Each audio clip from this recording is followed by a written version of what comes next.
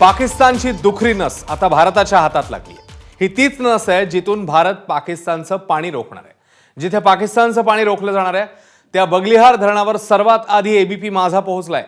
चिनाब नदीवर असलेलं हे बगलिहार धरण पाकिस्तानसाठी खूप महत्त्वाचं आहे। पहलगाम हल्ल्यानंतर भारताने सिंधू कराराला स्थगिती दिली आहे, त्यामुळे आता ही दुखरी नस भारत दाबेल आणि या भीतीने पाकिस्तानची मात्र गाळण उडाल्याचंच पाहायला मिळतंय।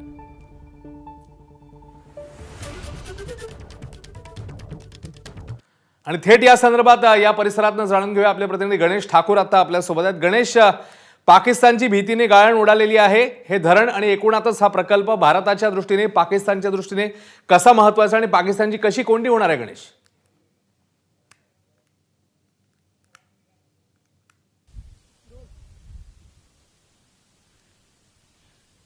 1999 पासून पाकिस्तानला जी भीती होती ती भीती ह्याच बागलिहार डॅमच्या संदर्भातली होती। कारण पाकिस्तान वारंवार हे म्हणत होता, ज्या वेळेला 1999 मध्ये या डॅमच्या निर्माण कार्याला सुरुवात झाली की ह्या डॅमच्या माध्यमातून भारत पाकिस्तानला जाणारं चेनाब नदीचं पाणी याला कंट्रोल करेल, यामुळे पाकिस्तानला खूप मोठा नुकसान होऊ शकतो आणि भारत जेव्हा केव्हा युद्ध होईल तेव्हा ह्या बगलिहार डॅमच्या माध्यमातून या नदीच्या पाण्याचा स्वतःसाठी आणि पाकिस्तान विरोधात एक वेपन म्हणून त्याचा वापर करेल। आणि आज भारत तेच करतंय।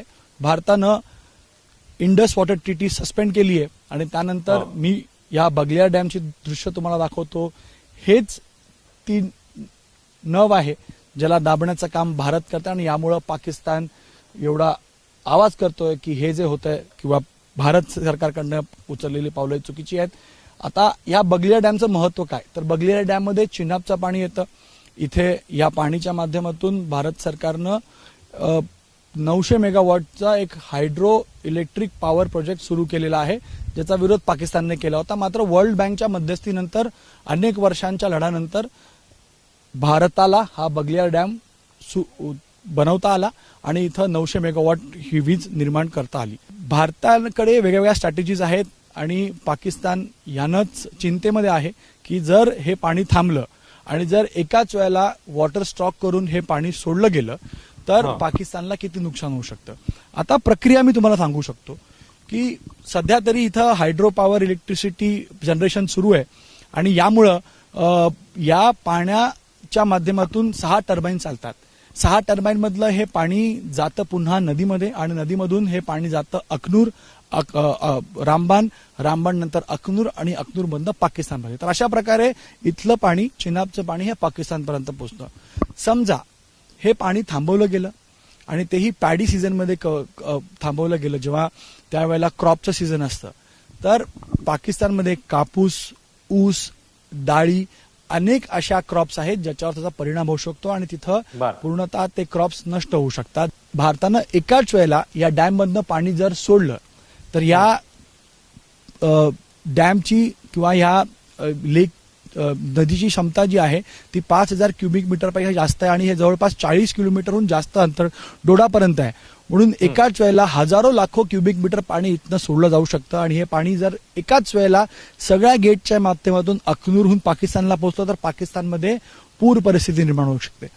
तिसरं, जर आपण हे पाणी इथे स्टॉक केलं आणि बऱ्याच दिवसापर्यंत स्टॉक केलं तर त्या पाण्याच्या स्टॉकमध्ये बऱ्याच वेळेला आपण पाहिलंय की त्यामध्ये रेती, माती येते आणि जर आपण त्या रेती मातीसह ती जी गाळ आपण म्हणतो त्याला पाण्यासोबतच सोडलं आणि एकाच वेळेला पूर्ण फोर्सनं हे पाणी सोडलं गेलं तर ती पूर्ण गाळ, रेती, माती ही पाकिस्तानमध्ये जाऊन त्यांच्या ज्या ज्या भागांमध्ये पोचेल आणि त्यामुळं त्यांची जमीन किंवा त्यांच्या क्रॉपवर त्याचा परिणाम होऊ शकतो। आणि यामुळं पाकिस्तान ह्या अनेक गोष्टीहून चिंतित आहे की हे पाणी फक्त त्यांना जलसंकट नव्हे तर त्यांना पुराची परिस्थिती निर्माण करू शकतो, त्यांच्या पूर्ण ऍग्रिकल्चर रेव्हेन्यूलाही मोठा धक्का बसू शकतो।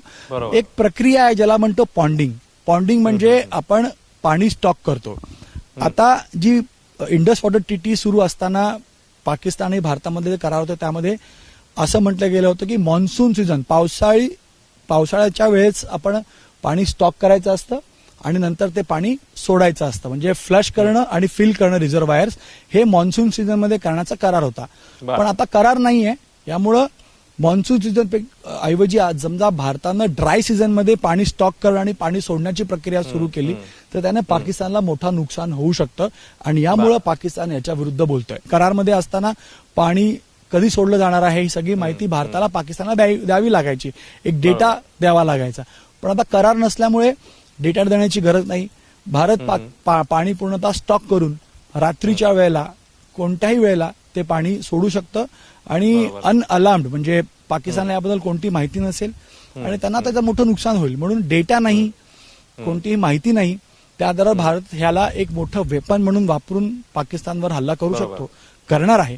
आणि यामुळेच पाकिस्तान याच्या विरुद्ध बोलत आहे आणि भारत स्ट्रॅटेजिकली पाणी हे एक हत्यार म्हणून सध्या तरी पाकिस्तान विरुद्ध वापरताना आपण पाहतोय. नक्कीच धन्यवाद गणेश या माहितीबद्दल. आणि आता येणाऱ्या काळामध्ये त्यामुळे पाकिस्तानची कशी आणखी कोंडी होते पाहणं महत्वाचं असेल. एबीपी माझा, उघडा डोळे बघा नीट.